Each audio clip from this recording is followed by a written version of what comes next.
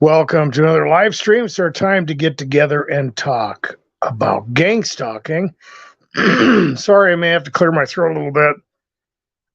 Sometimes that can trigger people, and I can understand it because gangstalking employs plausible deniability, and whether it's someone clearing their throat or coughing or doing some other activity like whistling or something else, it can suddenly mean something to the targeted individual depending on whether it has been used in the landscape of their sensitization. I've talked about that before, that targeted individuals are sensitized to certain activities, environmental stimuli, colors, smells, other things, keywords, phrases that can be used in directed conversations.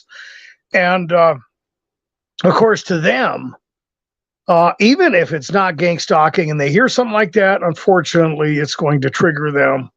And one of the scientific aspects of gangstalking is that they will use things that are normally in your environment and sensitize you to them in the hopes that you will read into whatever's going on. So in other words, the target individual might just run across someone who is whistling and they're happy, even though that has been used in the attack methodology against them in that asymmetrical warfare of stalking and harassment involving personal information and other malevolent activity.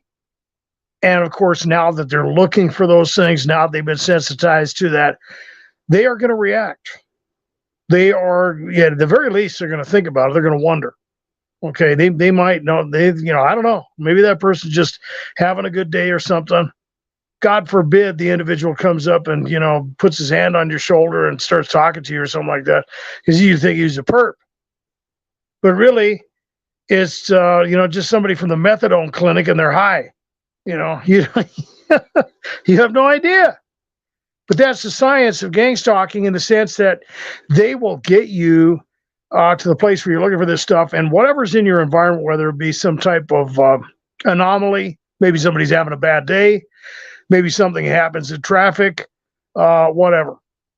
Or somebody is engaging in an activity that a lot of people engage in, but they have put it in the landscape and the framework of your harassment. Now you're going to wonder, and the whole idea, the big, motivation and harvest that they get out of that is the fact that people, they'll start reading into things, and then they can be drawn into the gaslighting menagerie of gangstalking and accused of overreacting. Right? I don't know what the hell you're talking about, man. And it might be true. Maybe those people are just, engaging in a behavior that the target is reading into. But that's the whole plan, and that's part of discrediting the target individual, also gaslighting them and getting them in that place where the plausible deniability is thick. Right. Before the targeted individual knew what was happening, it would take a lot of activity, of engagement from foot soldiers, or the boots on the ground, the individuals, the handlers, the stalkers. They really had to get your attention. In fact, there's some funny stories that I've talked about before where you have targets, including me, where they were trying to pull a directed conversation off on you, or they were trying to get your attention about something that a target would consider kind of an infraction or an invasion of their personal life. But at first, the target might not know. You're not paranoid yet. You're not freaked out. You're not looking for this stuff. You're not offended by the activity.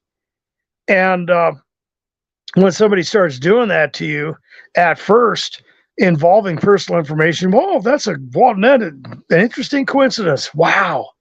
I was just talking about that the other day in my house. I was just thinking that, man. Wow, that's weird that you just bring that up. And they don't know what to do at that point. They're just looking at you like, you just don't get it, dude. You don't get it, man. But that's kind of funny. But of course, there's the plausible deniability that surrounds the situation, in the sense that, it might just be something else. And of course, in the offended state of the target individual running for their life, or their life is being torn down. Right. Everything around them is falling apart because the stalkers are after them. And, usually, that can provoke some hostility. New targets can be kind of scary. I ran into a guy at the grocery store one time. I was talking to myself in the ice cream aisle. Of course, I don't endorse the indulgence of sugary food or a lot of ice cream. Of course, in moderation, it would be just fine. But I was there and I was talking to myself about something. This dude, he wasn't that far away, but you could tell there was something a little off about him. He looked like a target. He was isolated, looked like he was agitated. To me, I mean, I'm speculating. And I was kind of mumbling to myself. I was trying to figure something out about, I think, the price of the ice cream or something like that. I think I mentioned it in a couple other videos or live stream. And he come walking over to me and he goes, you say something? And I'm like, no, I was just kind of mumbling to myself. Okay. All right, whatever. And he walked away. But that's the kind of thing that targets are provoked into, because a lot of times these guys will mumble or, do things like that. And, the idea is to attack you with that plausible deniability and, eventually get you to question yourself, nothing else. Right. Because, the paranoia that comes along with the trauma invasion of gangstalking is very intense.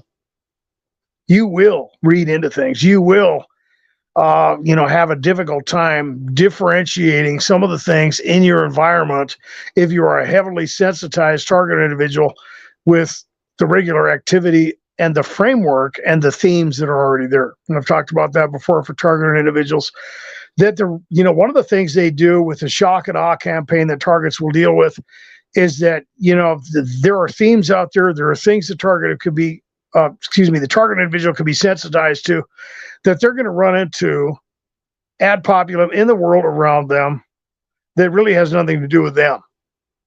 But of course, as they are processing information differently due to the invasion of their psyche through the trauma, wow, it's just everywhere now. And, technically it is, depending on what you're dealing with. Gangstalking, it can manifest spiritually, it can manifest in government programs, the occult, secret societies, people just getting together to ruin someone's life, to feel that type of narcissistic supply as they have control over an individual.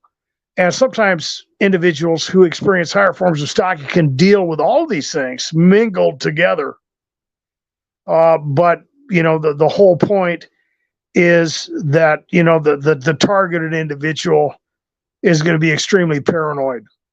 Okay. And once they know what's happening, once they have experienced these things and realize that something is a little different, that something is going on, there's a type of collusion, there is a type of agenda that they are dealing with, that paranoia can increase to the point where they're processing information differently. And the danger, of course, is to get to that place where you can be drawn out or accused or provoked or whatever. And targeted individuals will be dealing with that in the sense that environment can move into a higher level of plausible deniability due to the way gangstalking is designed. So at first, it takes a lot of attention.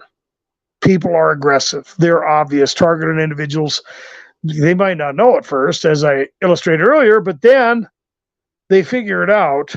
It becomes more aggressive, more hostile, more direct, more frequent. And then they're going to be looking for it. And at that point, they're going to process information differently. Part of discrediting targeted individuals is to get them in that place where they process information differently. And I've talked about that before, having protocols rather than trying to figure out what these people are going to do to you when the attack is coming, what they're going to do, what they're thinking. It's fairly obvious what they're after, depending on your scenario, but it can be very similar throughout the landscape of the targeted individual community, in the sense that they want you paranoid, they want you isolated, they want you ruminating, they want you filled with negative energy and speculations and apprehension about your environment and what is happening. And so the commonalities are there, but they will use that landscape of themes to use the shock and awe campaign against the target. Okay, so as they are processing information differently, as that trauma invasion takes place in their mind and the associations are built, and they're trying to figure out what's going on, they're going to start reading into their environment, and the gaslighting that can go along with that, with the environmental changes according to the agenda of the stalking, can get them to doubt themselves. It can cause different, levels of, suspicion in the people around them. Okay, because like I said, targeted individuals are isolated. I mean, just the fact that, somebody moves into a neighborhood and they don't have a lot of visitors or whatever, they seem to be a loner, that can kind of bring some heat on anyone. I mean, normally people say that's their business. But there are a lot of things going on for the targeted individual that don't allow that convenience. Okay, because it goes into higher levels. And, not only is the target going to be isolating, not only will they, look paranoid in the sense they may have an extravagant security system. They may, be checking things out. They may have a lot of, lights or whatever, which I would recommend for targeted individuals on their property. Have motion lights, have a security system. Don't make it easy for these individuals to harass you. Okay. You got paid perps. You got people who are spiritually motivated. You have individuals who get drawn into the thing. There's a lot of ways this can happen. You have paid professionals. Don't make it easy. Okay. They're going to try and break in. They're going to try and harass you. They're going to try and do a lot of things to the target individual. But like I said, not only are you going to be dealing with the stigma around your particular scenario, but there could be rumors and extracurricular activity in the sense that people are spreading lies about targeted individuals that would put them in a place of suspicion.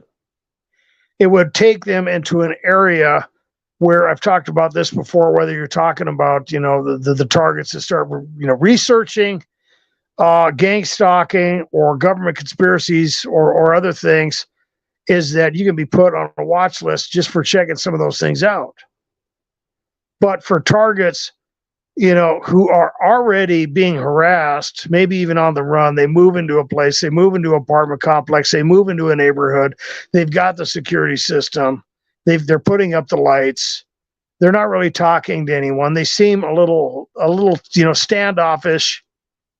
You're not walking around, smiling or, overt in your sociological or social landscape. And, you throw some rumors into that whole thing. And now it goes to a completely, other level. And I've talked about that before, that, a lot of targets have mentioned the fact that they have seen a change in the environment in, the geographical location where they live, usually within about 2 weeks of them moving in, or even, sometimes immediately. Sometimes it may take a little bit longer, depending on what the targeted individual is dealing with. But if you're dealing with classic gang stalking in the sense that you're one of those targets that just can't escape, it just seems to be everywhere, or at the very least in your community, you're going to be dealing with a smear campaign. You're going to be dealing with a discrediting of you, because, of course, that obfuscates the illegal activity. It gives people an excuse. It feeds into the paranoia and that criteria of the mental illness, in the sense that the targeted individual has to be experiencing some kind of persecutory delusion or delusion of grandeur, because no one would even really care who you were, right? But for some reason, targeted individuals have found themselves in a place of scrutiny as a person of interest, where people are getting together and they are fed lies or disinformation about the target in their geographical location, community, or workplace, maybe even in their family. And now, along with the harassment, paranoia, and the sequelae of the sensitization, they are being dismantled. They are being taken into a place where if they do not know how to deal with this whole thing, the sense of injustice, the frustration, the isolation, the deprivation can take hold of them and take them to the edge. And I've talked about before that having the Lord in your life is very important as a targeted individual. And it's not always about information. It's not always about just understanding the science of gangstalking. Sometimes you need help from your higher power, from Jesus Christ, from the Trinity, from the God of Israel. However you understand that, some people call him Yahweh, Yahuwah, El Elyon, the Most High. You need those things because ultimately at the foundation of this whole thing, I've talked about this before, that you are dealing with something spiritual. Even in the government programs, and I've mentioned before with MK Ultra, you had that modus operandi of disassociating individuals and creating a type of split in their personality, fragmentation of their psyche. But not only is that something that can be used for mind control, not only is that something that can be used to control someone or break someone down and reprogram them, that can also be used to make them vulnerable to spiritual manipulation. And I've mentioned that before. A lot of targeted individuals are processing this information with a very limited understanding of the landscape that they are really traversing. And I've mentioned before that the spiritual connection is very important. Understanding the hierarchy that you are dealing with, and I've talked about the landscape that the targeted individual is dealing with. You've got everything from the CIA, MK Ultra, FBI, COINTELPRO, organized stalking, cognitive warfare, multi-warfare domain, counterterrorism, enslavement through trauma-based mind control, terrorist screening databases, contract stalking solutions for domestic elimination, military, civilian, cyber stalkers, role players, CIA, NSA, FBI, DHS, DOD, the cult, the secret societies. People talk about the Freemasons. They talk about the Illuminati. All of these things are connected. The landscape is very broad, but it always starts in the spiritual realm. And I've mentioned that before, that, these things technically can be traced back to occult practices, even in pagan rituals with repetitive, stimuli, repetitive movements of the body, repetitive noises, different chemicals, different things, sorcery. You go into that whole thing. A lot of targets will talk about dealing with people involved in witchcraft, in the sense that the covert drugging and poisoning come into play, along with the mental stuff and some of the things that targets will deal with. And that was a real big theme when I got into this whole thing back in the 90s.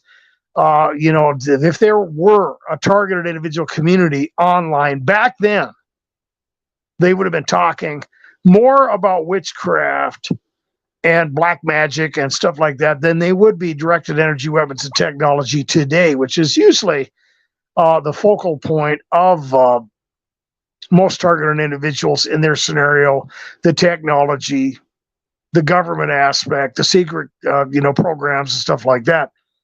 However, they do have their roots in the spiritual dimension, and I've talked about that before, that the technology that is used, direct energy weapons, voice to skull, all those things, even the neural monitoring and some of the speculations that come into this whole thing are derived from the spiritual dimension, similar to the Genesis 6 account, where we have the dispensation of technology to mankind. And if you don't amalgamate those things together, you got a serious problem. Using that type of trauma-based mind control with forms of harassment used to invade the mind of the victim, and as I illustrated earlier, change the way that they process information, subjecting them to different forms of stimuli to create associations, right? The whole idea of communicating with a target in broad daylight in a crowd of people where individuals around them do not know that they are being attacked and harassed. A type of secret communication with the targeted individual known as sensitization, creating a type of paranoia and hypervigilance within the targeted individual when they can be triggered and sent down that labyrinthian chain reaction the targeted individual experiences, in the sense that they have that emotional response or have the flashback or whatever, or they realize that they are being attacked, and it changes the way that they can think and concentrate. It might throw them off at work or whatever, or it can get them to read into things, as I've mentioned. And of course, at that point, the targeted individual will be discredited. They will be labeled as mentally ill. The plausible deniability will be used against them. And the discrediting program or aspect of the program of gangstalking is pretty much completed at that point. When someone is not aware of what you're dealing with as a target individual and you start talking to them, we've discussed that on the show before on many videos and live streams, is if they don't know about this stuff, they're probably going to think something is wrong with you. They are probably going to think you are paranoid or experiencing the sequelae of mental illness or even on a drug. If you have not experienced these things or seen these things, you're going to have a real hard time believing that a conscious collusion or a type of, hunt or activity of stalking and harassment to the magnitude that targeted individuals deal with would even be possible. To think that a targeted individual can run away from their geographical area and still experience the tyranny of stalking and harassment, no matter where they go, whether they leave the United States, leave their hometown, whatever, is not something that seems realistic to anyone. If I hadn't seen it for myself, I wouldn't believe it. Now, there is a percentage of individuals out there, we've speculated, who are involved in harassment, who are involved in gang stalking, and there's obviously a percentage of individuals out there who have no idea what's going on. And I've talked about the benefit of gang stalking is that you see the reality out there. You are not in a different dimension. You are not, being subjected to a different form of reality. You are being thrust into reality. And you are leaving the veiled community of the bewitched and the bewildered and the blind of this world. And you are seeing what is really out there. A lot of targeted individuals will talk about being harassed at the grocery store, at work, maybe even in church or in their family. And of course, people will wonder how that's possible. Are you saying the government has gone hold? Well, it can happen that way. It doesn't have to, though. Sometimes these things could be spiritual. Are they all getting together and discussing you down at the local gymnasium? What is this? Are they getting together online? Is there some type of community out there on the dark web where your picture is up there and people can pay whatever to get in there and watch the freak show of you being targeted and harassed and driven crazy? I don't know. I mean, we've all thought about those things. But one thing we know is that there are two groups of people involved in gang stalking. That's the people that know and the people who have no idea. Individuals who experience gang stalking and harassment are taken into the reality of this world and thrust beyond the veil into the intensity of the darkness that is really on this planet. I've mentioned before that, one of the things that you experience, once you get past that stage where they try to use disillusioned methods on the targeted individual and get them in a place where they can confuse you and demoralize you, where you don't know what to believe. But, when you get beyond that, you realize that this can work out in your benefit. You realize that the significance not only of understanding things and seeing the truth about where you are, and also seeing the significance in the relationships that you have. It's kind of depressing at first, seeing how people can be manipulated, seeing how maybe even your family has turned against you, how people that you would have thought would have died for you or that you could trust have turned their back on you. They can be manipulated. Sometimes they don't even have to get paid money. And I've talked about some of the things involved in that, whether it's the correlation effect involved in the spiritual manipulation of individuals, where a target can go into a geographical location and, they either with technology or something else could just start agitating people. They're going to correlate that with you if that happens. That's one of the possibilities that happens with targets. They can agitate people. And then, you mix the lies and the rumors and stuff like that. And then, I don't know, there's just something about that person. Every time they're around, I don't know, I lose the peace in my life. I don't know what it is about that person. That's manipulation. And it can be used against the targeted individual to get people to hate them, to get people to turn against them, to get people to believe the lies and the disinformation about them. There's a lot of things that involve manipulation around the targeted individual. But like I said, unfortunately, one of the realizations that you have as a target is that a lot of those relationships were not very significant. They were based in a fantasy, a glorified illusion in your mind. And now you see the reality. It's like, some of the deprivation that targeted individuals deal with. Well, I want to get married. I want to do that. Well, everybody does. It's one of the things they want to control. It's one of the things they want to get their fingers in. They have to isolate you. They have to get you in a place of deprivation to manipulate you. It's hard to function as a target. Trusting people, having a normal relationship is part of the deprivation. But of course, you can see that it doesn't always work out. I've got a lot of friends who are married or whatever, and a lot of times they'll admit, I wish I was like you. I wish I was single still. This just isn't worth it. Well, it may or may not be. Whether individuals have cultivated the proper realistic relationship with each other or not is really not relevant to you as a target, but it does show the fact that sometimes things are nothing more than a pipe dream in our minds. People are walking around completely unaware of what you're dealing with as a targeted individual. It's an illusion. They're living with rose-colored glasses. They are living in a fantasy. They see you and they just think you're crazy. Boy, I wonder what's wrong with that person.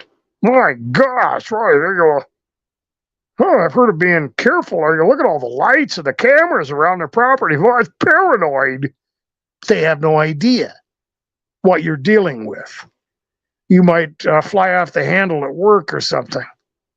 Boy, well, maybe you need some more medication or something. What's wrong with you? Did somebody do something to your Wheaties? Well, no. Dare the targeted individual tell them what they are dealing with. But of course, they have no idea. One of the most unfair aspects of being a targeted individual is you're going to be weighed in the balance. You're dealing with things that other people are not dealing with. You're dealing with stress and ordeals that other people don't even know exist. But of course, all they see is the ineptitude. All they see is the paranoia. All they see is the moodiness, or the fact that you were exhausted and people around you are lying and saying that you're on drugs. Targeted individuals realize where they are and who they are dealing with. And a lot of the things that are out there were never really worth it. They were never really there. I'm going to go into the comments and see who is out here. It's our Friday live stream. Welcome again to Gangstalking with Dr. De Facto. Strange Mullen, welcome to the live stream. John the Baptist, welcome to the live stream. Rise to Power, welcome to the live stream. We got a moderator in here. root beer, right on. And John the Baptist has a question here. I'm going to take a look and see what that is.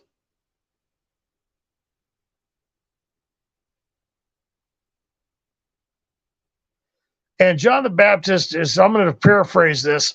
What are your thoughts on trying to invoke God's judgment on these perps?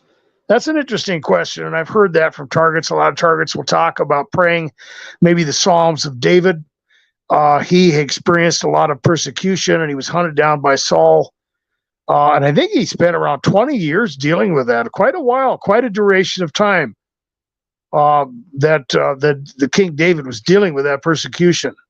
And so a lot of targets will look at some of the prayers that he prayed, about, maybe, using the table, creating a snare for his enemies and so on and so forth, that they may be vanquished and so on and so on. It's a little more complex within the framework of the new covenant, of course, because, one of the things involved in this is the fact that, the gospel is going out to everyone. And so we all need mercy, right? And of course, Jesus said, pray for your enemies. If your enemy is hungry, give him something to eat. If he is thirsty, give him something to drink. But does that mean that we have to be pacifists? Does that mean that we have to be a doormat? No. Does that mean that if somebody breaks into your house or something, that we have to, try to offer them a root beer or something, and, maybe they won't kill your family? No, we're not pacifists. We are realistic, and God was emphasizing a lot of things. When Jesus showed up, you have to remember that there was judicial hardening of the Jews, and in his Sermon on the Mount, he was illustrating a lot of things, and he was speaking in parables as well. Does that mean, though, that we are to repay evil for evil and contradict what the Lord said? No, absolutely not. But does it mean that we have to obfuscate justice and that we cannot pray for vindication? Absolutely not. Absolutely not. But should you pray for the harm? And that gets a little more complex, because at that point, the Word of God says that, if you're desiring that, well, you're being a little contradictive, and at that point, God will withhold his wrath, and he will wait for you to let him figure these things out, and rather than to be, perplexed and disturbed about whatever is going to happen to these individuals, that you basically pray for justice to be done and deliverance from the harassers. And if they don't repent, that they can be caught. They can be taken to the those who bear the sword. Paul talks about that concerning the governments that the first apostles and so on and so forth dealt with, in the sense that he tells them, well, don't try to retaliate against Rome or whatever, because they were killing Christians and doing all kinds of things. But at the same time, you can pray to God for deliverance and so on and so forth, and for justice to be done. But as far as the laws of the land and the legal framework, for targets maybe in the UK or Europe or United States, this stuff is illegal. This stuff is illegal, man. They don't have the right to do this stuff. And I'll just pray right now that all the people out there in the target individual community would have redemption, that the people doing this stuff would repent, and they would have a chance. But if they don't do that, yeah, they need to be caught. They need to be brought forward and prosecuted, and targets need to be compensated. Absolutely.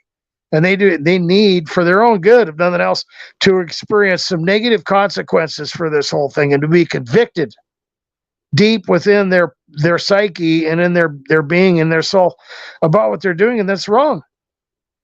And one of the things that I've talked about before, it's easy to get angry as a targeted individual, okay, because these things are provoking you in a lot of different ways, and the sense of injustice is unreal, okay.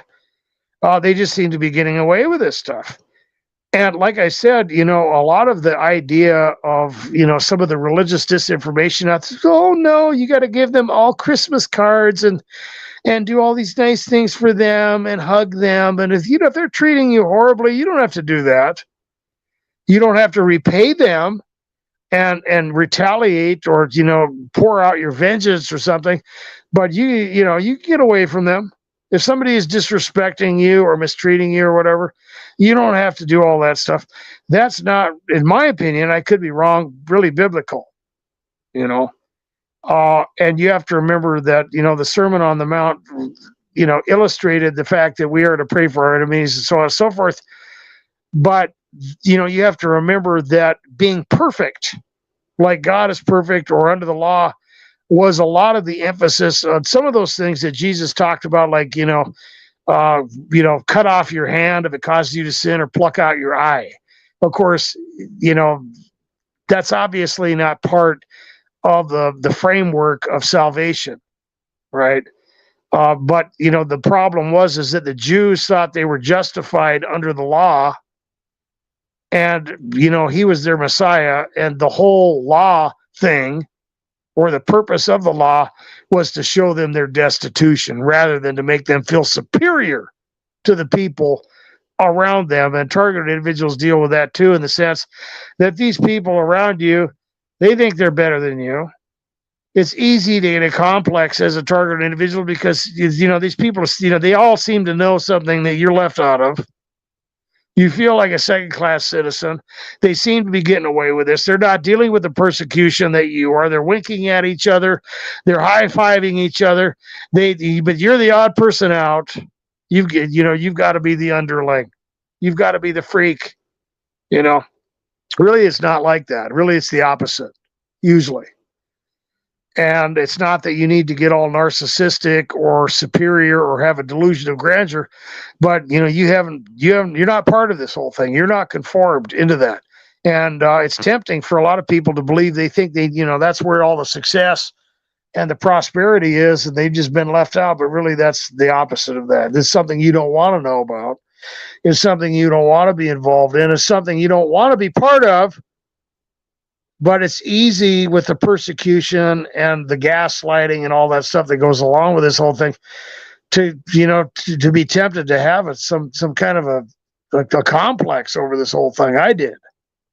I'll admit it. When this whole thing started happening to me, I thought, wow, I must not be good enough, to be part of whatever it is. Who are these people? It freaked me out. But no, you can, rather than to focus on vengeance or whatever, John the Baptist, I think it's perfectly fine for you to ask for justice in the name of the Lord Jesus, similar to what happens in the book of Revelation when, you have people who are, abused and martyred and everything. And, they asked for God to vindicate them. And he said, well, you have to wait. Wait until the fullness of the number of you come in, the people who are going to be persecuted for the truth, and then God's going to take care of it. To me, that is really talking about the great and terrible day of the Lord. A lot of people get confused on doctrines like the rapture or whatever, but to be simple and not controversial is that when the cosmic disturbance happens, when you see the sun get darkened and the moon not give its light, and you have that earthquake and the stars fall from heaven, that in Revelation 6, I do believe, that cosmic disturbance is the beginning of the great and terrible day of the Lord. Nobody's going to be persecuting people at that point. And everyone that has been persecuted for the truth and everything, whether it be the Antichrist or anything else, that's going to be over at that point. God's going to start pouring out his wrath, and people are going to be running for the hills. But of course, that whole thing is explained, and the point is that God is going to do that. There's an imbalanced version of God that's out there. Is that God is he desires mercy. He desires to be reconciled. And that's the love displayed in the sacrifice of Jesus. But he, if you don't want it, you're asking for it. And there is vengeance. God has vengeance. You don't want to play around with him at all, or his people. Don't want to do that. Moving on here, Bonnie Stratton, welcome to the live stream. Lord be a lamp under my feet, welcome to the live stream.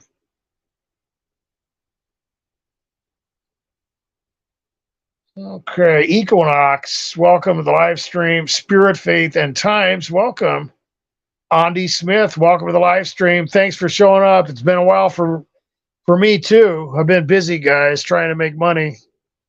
There was 2 donors in the GoFundMe to support the channel, and I don't know if they want me to name them, so I'm not going to do that, but I'd like to thank people who have helped support me and the channel. It's helped out a lot. That's all I'm going to say on that one. Welcome, On Average Joe. Welcome to the live stream. And we have, let me see who else is in here. Looks like that's the totality of what we have going on in here. Glad to see you guys.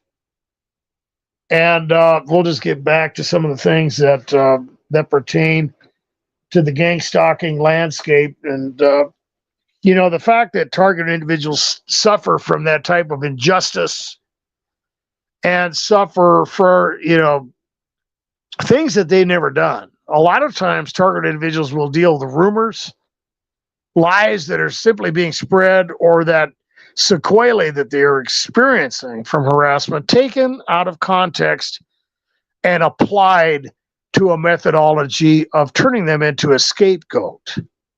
One of the worst things about gang stalking is the fact that you do get paranoid, man.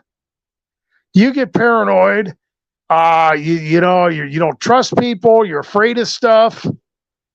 Things happen to you depending on what you're dealing with, and it might, kind of, make you a little odd for a while. You might be obviously disturbed. You might actually be reading into things. Your ability to work and produce and be productive could be hindered. That's the whole point. Okay, for other people who don't know about it, they're going to come to their own conclusions. For people like us that know, if you're out there and you are having a hard time with work or whatever, or, just even being friendly or having a positive attitude, that's normal. There's nothing wrong with that. You are dealing with the natural effect. And if that's all that's going on, you're actually doing pretty damn good. There's a lot of people out there, this stuff happened to them. They'd be in a mass shooting awful quick. There'd be some things going on that, the cops would be called. And I've talked about that before. They want to provoke you. Surviving the first 2 to 5 years is very crucial for the targeted individual because, this stuff is intense, man. It is designed to ruin your life, man, to turn you into a very dysfunctional, disturbed, confused person. Okay. Mess with your mind. Get you, reformed and triggerable and provoke you and discredit you and just ruin all the opportunities that are out there left. And that's, following protocols is very important in the sense that, you don't want to be hopping from your left foot to your right foot, trying to figure out what these people are doing, trying to figure out their, big master plan or whatever, or what you're going to do. You want to keep it as simple as possible. You want to keep your life as simple as possible. You want to, find some kind of work that you can do, as an automaton if you have to. If you're experiencing that higher form of harassment, you want something simple. Rather than sitting around worried about what they're going to do, whether they come and break in and poison your food or harass you at work, or just try to, surround yourself with simplicity and let them make the decisions. Give God plenty of time. Don't react and watch them break down. Using, the same strategy they use against you. The Hawthorne effect, or the fact that that these people are messing with you and they want to mess with your mind. Psychological torture. They want it. Well, now you got the edge. They know. They know that what are they going to do? They're going to get aggressive. Now they can't gaslight you. You're not reacting to what they're doing. They're going to have to, bump it up. They're going to have to spend more resources. It's not working. You're instead of sitting around ruminating and freaking out, you're just moving straight forward. You're not looking to the right or the left. You're not trying to figure out if people are talking about you. You're not listening to the conversations around you. You're not seeing whether someone has a headlight out. You're just doing it. You're moving forward in spite of the whole thing. You're not worried about it. That doesn't work for them. They don't like that. There's a lot of power that you have as a targeted individual. But if you focus on the things that they have control over, you're going to miss your opportunity. You're going to miss the power that you have as an individual. Might not seem like much, but think of the resources they are spending to harass you. Think of the scheme that they are, cooking up to mess with your mind. But it's not working, is it? And you're not doing anything. You're not spending any, money. You're not spending resources. They haven't been able to fool you. They haven't been able to trick you. You're not getting emotional about the games. You're not reading in to the little directed conversations that are around you. They are wasting their time. And you're laughing at them. The protocols that you have put in place have prevented you from becoming stressed. And they have put a force field up around you and your psyche, your emotional life. And a lot of the things that they do have control over, well, you just let that go. I mean, it's not unrealistic. Okay, we know that, yeah, they can frustrate you, they can trigger you, they can try to ruin your job or whatever. You have to deal with it. But you're not going to focus on that, and you're going to give God plenty of time, and you're just going to keep moving forward. Tyranny is always the destroyer. I'm going to go back into the comments.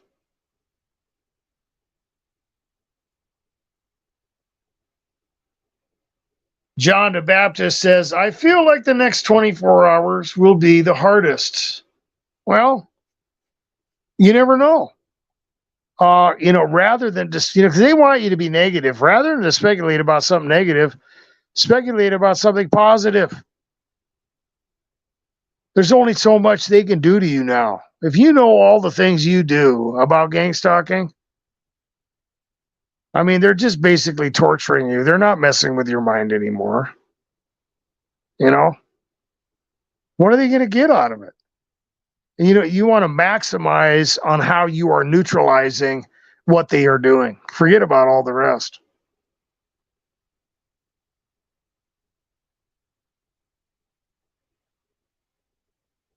And Rise to Power says, having a relationship with Christ will save you in many ways when dealing with gangstalking. Absolutely. You let that stuff go and know that God is going to deal with this stuff. And that's the tough part about it is, do you really believe that? Or do you think you got to go take care of it yourself? Sometimes it's tempting to believe that, especially if you feel like you're being condemned or something else is going on. And then, of course, the whole idea of them getting away with it becomes more powerful. But really, nobody gets away with anything. They don't.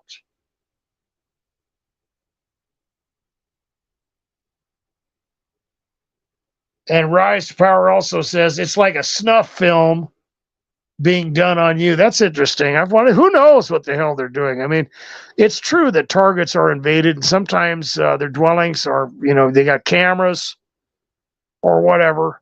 That happens, or they start hacking your phone or whatever. I had something happening the other day where I couldn't even charge my phone while my app was on for work. It should charge, if nothing else, it should charge slowly, if it's not drain. And as soon as I started looking into the whole thing, it disappeared, and my phone started charging normally. Somebody's obviously hacked it, and you're going to be dealing with that whole thing. And the other thing I'd like to say, it's easy to read into it. Sometimes people are hacked to where it has nothing to do with gang stalking. You know, some of the stuff you're dealing with when people are doing weird things to you or whatever, it can be part of that salient spiritual aspect of gang stalking. But sometimes, people just pick you because they think that they can, victimize you or whatever, and it has nothing to do with your targeting. And let's see here. And Root Beer says, how do you find out if your friends are gangs? That's a good question. How do you find out if your friends are gang stalkers? Well, unfortunately, there's a lot of people out there that can hide their motives very effectively. And sometimes you're going to be dealing with that honeypot or that person in the long con who's going to play games with you. Okay. But, there are things you can do. First of all, you don't want to be talking about this stuff all the time, because if you do, there's so much plausible deniability involved in the people around you that, if they start messing with you or say something or use some kind of a directed conversation, at that point, you kind of brought it on yourself. People are being cantankerous, or, the whole idea of you being stalked and harassed can be brought up at any time, and it's your fault because you brought it up. The thing that I did when I was, experiencing this whole thing, I didn't say a word. I didn't tell a soul. And I just pretend like nothing was going on. Complete poker face. Whether it was effective or not, I don't know. But here's what I found out. A lot of people will try to bring it up. And there's no reason for them to do that. Now, like I said, if you were the kind of individual who normally, people normally they think they can help. When somebody's experiencing stalking and harassment, for them to just tell people what's going on is not abnormal. But it's not necessarily productive because of what what I just illustrated.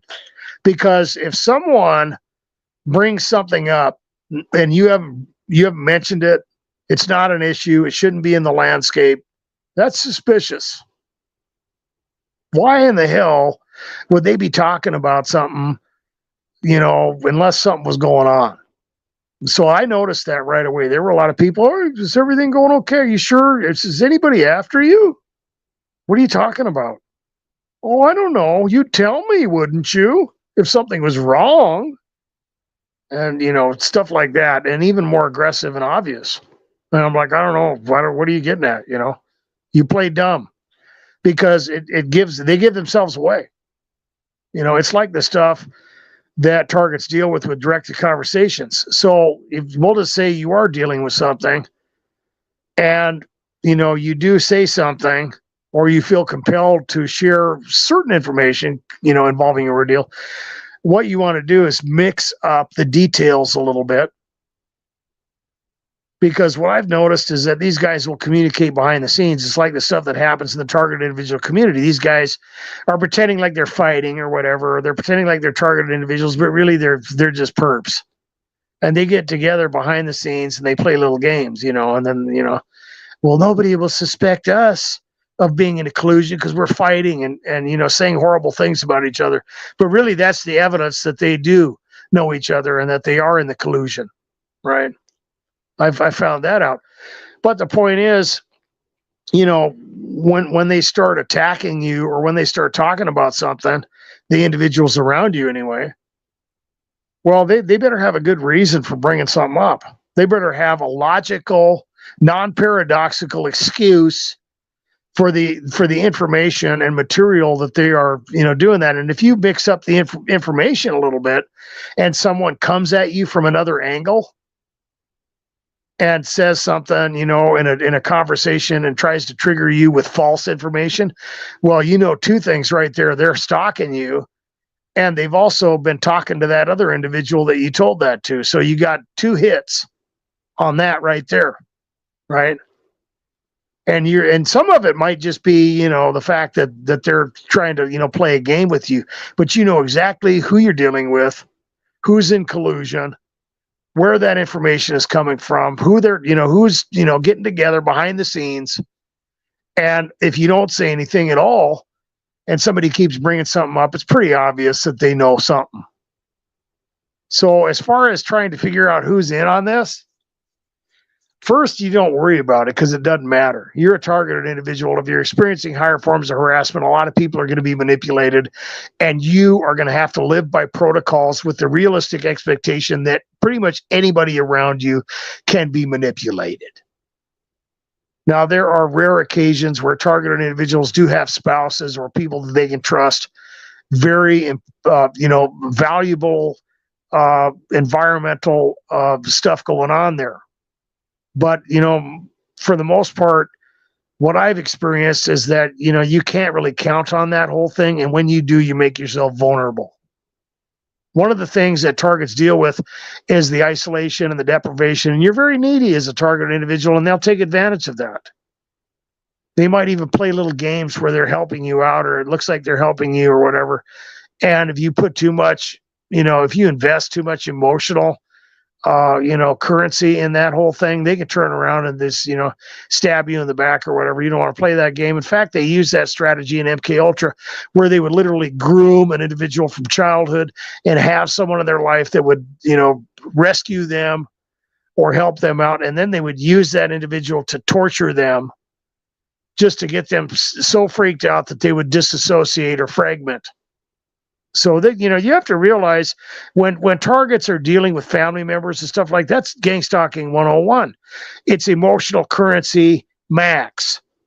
We want to trigger you. We want to invade your life through trauma and control your emotions at the max level, creating amalgamated associations that go all the way back into your childhood and turn your world into a nightmare. How better to do it than to use the reciprocity of those relationships that go all the way back into your childhood. That's what they do. To get people in there, to infiltrate your world. A honeypot, a friend, a coworker, a family member, a church member, whatever. And, now you're wondering, just like the question, how do you know if people are involved in this, who your friends are? Well, you got to play it safe. It doesn't matter. You're everybody's friend in the sense that you are trustworthy. You are trying to live by the biblical criteria, treating other people as you want to be treated, and just doing what you're supposed to be doing, and it shouldn't matter. But how do I know who I can trust? Well, trust is earned. And a lot of things that targets deal with is going to hinder that. But one of the games that you end up playing, a lot of the excuses is some people will say, well, you gotta trust, you gotta live. Don't you trust me? Or you got to incrementally step out a little bit. Well, no, you don't have to. You don't have to trust anybody, really. And trust is earned over years, right? And if somebody doesn't understand your dilemma and they keep wanting you to do the nesty plunge or whatever, you just get away from them, because they're trying to manipulate you, man. They're trying to guilt trip you and control you and get you to take risks that you don't feel comfortable with. It's like those people that tell you, oh, I got your back, man. I'm your buddy. Oh, you can trust me. And they're always saying that kind of stuff. Well, they're trying to get you to believe that. They shouldn't have to say anything. And realistically, you spend enough time with someone, you're going to have that kind of trust with them without sitting around being a loudmouth and trying to convince everybody in the room that it's true. You're going to know it. Right? Those kind of people are suspicious because they're trying to project and incorporate the idea that you can trust them without actually earning it. That's not realistic. That's not even close to realistic. But, like I said, for the targeted individual, you could be dealing with deprivation and isolation to the point where you feel needy. You just want somebody to talk to. Maybe you're dealing with V2K. Maybe you're dealing with torment, anxiety, and you just want somebody to interrupt that framework in your mind and talk to somebody or relate with another target individual, whatever. That's part of the game, right? And so they'll use that to their advantage. Let them show who they are by their actions. they'll tell on themselves. If you're involved in a, in a scenario that involves that long con where that perp comes in there and really influences, those guys, you're just going to have to follow protocol and not get emotionally invested because they will do that. And you might, how are you going to know? Unless you're some kind of mind reader or something, you don't know. If somebody's really going to be that sneaky and devious where they, fool you for that long and then stab you in the back, you just got to be ready for it, I guess. They usually tell on themselves. Moving through the comments here.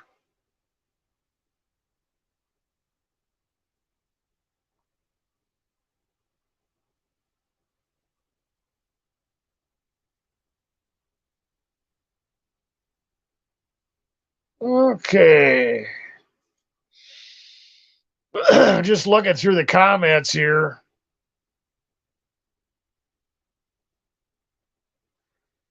Equinox believes that certain types of music indicate whether individuals are perps. Maybe. I don't know.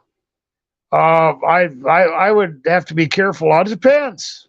It could possibly indicate how they could be manipulated. So there could be a correlation in there.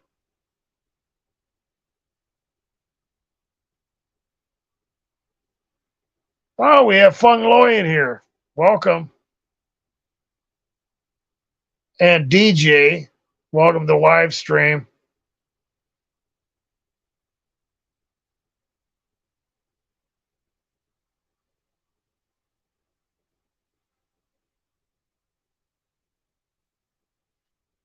The false help perp says rise to power, a classic.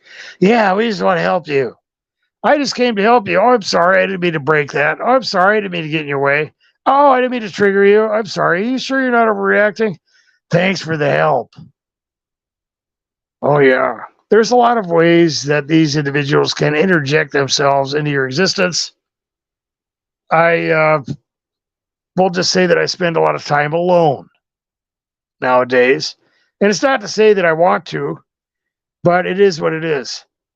And you have to learn to enjoy your own company. Most of the interactions that I have are online, either with you guys or other individuals on Harassment Support Group 911 on Facebook. You can join that. And I will talk to you. Just let me know, and we'll get together and have a convo. That's one of the things that I really hope for as I started the channel is just so lonely as a targeted individual. Unfortunately, there's risks and perps and so on and so forth. So to be safe, contacting on Facebook Messenger or whatever over Facebook is better than handing out personal information, because I know my phone's already hacked. Who knows what's going to happen? And it could even be from people that I contacted when I first started the channel. It is what it is, And I would like to warn everybody, there are people hunting targets who are pretending like they're targeting individuals, and they get into the comments and stuff like that, and they want personal information, or they fish, or, classically it was, oh, there's going to be a lawsuit. You want to know about the lawsuit? Give me a lawsuit. Baloney. And I've mentioned before, if there's a lawsuit out there that's legitimate, you're going to know about it. You're going to be able to qualify for it. There's going to be a lawyer involved. And don't believe that. Lawyers will swim through shark-infested waters to make money, and class action lawsuits are at the top of their list. No ifs, ands, or buts. If there's a lawsuit out there, you're going to know about it. And you will definitely have specific criteria to qualify for that lawsuit. Don't believe the lies. Don't give out don't give out personal information. It's too dangerous out there. Jason Black. Oh, sorry I missed you. Welcome to the live stream. And Jason says, how do they do the timing so perfectly? Isn't that weird? Isn't that just mind-boggling when you're dealing with that stuff, Jason? It's beyond. And that's why some targeted individuals get taken to that place of disillusionment and derealization where they believe they are in a matrix or a simulation. And, it's about understanding the world that you're in. There is nanotechnology. It's called electrons, protons, neutrons. God can move all that stuff around, and he has complete control of the universe. And some of the stuff, they can play around with that too. The enemy can play around with some of that. And also, there's the fact that we are in space-time. Okay, I've talked about some of the illusions and smoke and mirrors that go on, and the spiritual connection and some of the information that comes from the spiritual dimension. Not only the technology, but things involving the future. Okay, like I said, I'm speculating. Some of those things could be coming from the divine council. Some of them could be coming from a dimensional perspective involving time dilation.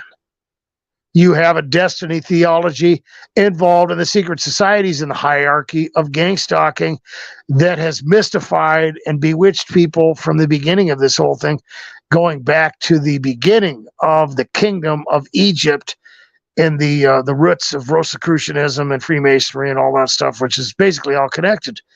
But for some reason, whether it's the occult or that, or the archons or the egregors or whatever, they seem to have information, and they seem to have things planned out sometimes in advance, which can involve targets.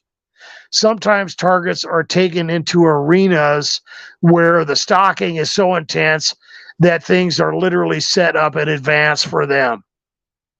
Okay? It's crazy. And some of it can involve themes that are out there, or it can involve that type of foreknowledge, either, like I said, from a dimensional perspective, theoretically, or from God or the divine council. But the point is that there's a lot of things that can happen to targets that can be set up. For something like Jason is talking about, and I've had stuff like that happen to me, even involving, where the foreplay is like they'll tell you something, right? I've had those things happen to me before. A lot of individuals have been attacked with witchcraft or the occult, and they may have had, these prophecies or other things injected into their gang stalking, or the knowledge of future events or something. And it happens 10, 20, 30, 40 years in advance, 100 years or whatever. Some people equate it to divine manipulation involving that spiritual application, and others will look at it differently. They will buy into the destiny philosophy of that, which goes into the true meaning of predestination, in the sense that there are plans and different things, or framework that is set up along with the universe that we are in, concerning astrology, for example, or the black magic, or the different ways to contact the dead or other things. And they kind of amalgamate all that stuff together, because you can't just have it spread out in the sense that it's not coherent. Because of this, at the point where you're looking into this information, you see the connection between the occult and the secret societies and all that stuff, and that secret knowledge and hidden wisdom, and they can kind of put that stuff together, and it seems real. It seems like it's accurate, or that they are God, or whatever they're trying to convince people of. But the whole idea is to have that information and use it in a way that can bewitch people or manipulate them, or use it to the advantage of the handlers or whatever. And some of that stuff can involve those illusions I've talked about before. If you could watch, we'll just say you could kind of step outside of space-time and watch the Super Bowl in advance. Who's going to win. What's going to happen. What's going to happen, in the final seconds, right? Well, you could make it look as if you were, kind of gathering that information psychically or something, right? If you knew the conversations that were going to happen, maybe from the newscasters or the people involved in that particular broadcast, or even the individuals around you, if you could watch that in advance, you could make it look as if you were reading the minds of the individuals around you or whatever, right? You could pull off that little trick because you have information that people don't have. Some of it's just that simple. And if you know that somebody is going into a particular location or engaging in a particular activity, or they are going to give in to stimuli involving manipulation, you could set something up where timing would be exact. You could know exactly what was going to happen. You could set something up exactly.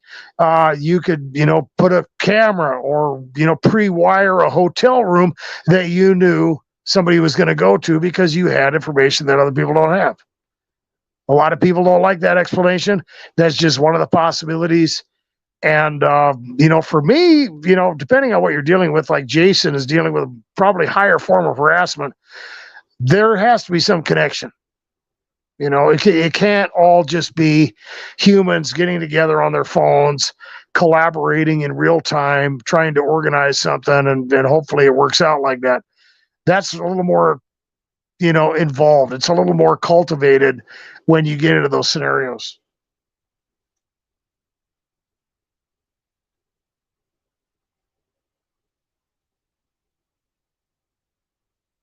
DJ says harassment is everywhere. Whirlwind, welcome to the live stream.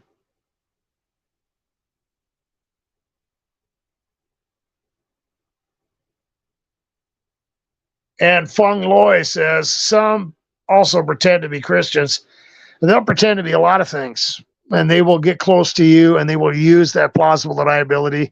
And they will also use the fact that you're paranoid and all that stuff. And, it's easy to do this to somebody in the sense that really the only person that is getting attacked is a target, right?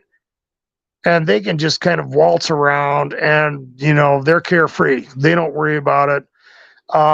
They can pretend like they've got, I don't know, all kinds of things going, maybe even concerning faith as a Christian that you don't have. But really, that's just smoke and mirrors, right? People who are not subjected to harassment are not paranoid, right? And if they're, kind of in the know and they say to you, well, I don't worry about that kind of stuff. I believe God is protecting me. Is that true? No. They're just not getting harassed. They're not a target. People are not after them. And they know that people are after you so they can try to gaslight you and turn it into a faith issue. Those kind of targets are dangerous, those kind of perps are dangerous. And they will use those methods on targets. It's the same as some of the stuff that happens in the religious community. Oh, well, I've been tithing and I just believe when I ask God for prosperity and he gives it to me. Really? Oh, so that other Christian over there, they just don't believe. Yeah, gotta be. They're not manifesting the prosperity of their faith, and they're not, all that stuff is fake. But you have the poster child who what? They all of a sudden they're getting all kinds of money, they're getting all kinds of stuff. The targeted individual is getting harassed. The perp, well, they don't have to worry about it. They're not, they don't have a security system. They don't have to worry about putting up a camera or, leaving something out at, whatever kind of gathering. Nobody's going to poison me because God is watching over me, right? They can play that game. Why? I like people. What's wrong with you? But really, it's just the sequelae that the target individual is experiencing. It's easy to play this game with you because you're the only one being targeted. It's easy for the perps to try to trigger you, minimize you, or gaslight you because they know they don't have to worry about it. They know that other people don't know what you're dealing with. They can tell whatever lie about you they want. They'll probably believe it because you're paranoid. You're apprehensive. You've been moving from job to job. All right? Whatever. Winston, welcome to the live stream. David Dotson, welcome.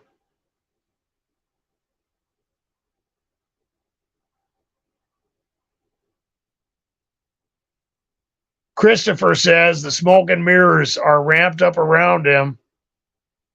Wow, that's intense. Voices of the Vigilance. Welcome to the live stream.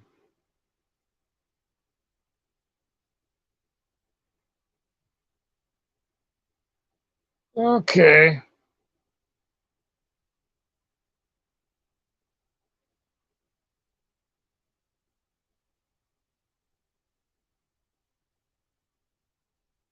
All right. All righty. Well, guys, I've mentioned before that I like to get together with everybody on Fridays. The weekends are times of isolation, and targeted individuals deal with deprivation. I do like to get together and discuss. Hold on a minute. I think somebody's. Oh, that must be my cat. Never mind. People need to get together and have affirmation, and that's not a luxury that targeted individuals enjoy.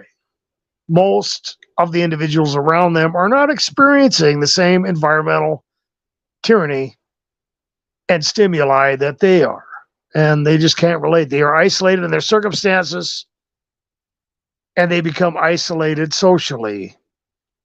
And it's important for people to know that they're not alone. There are a lot of targets.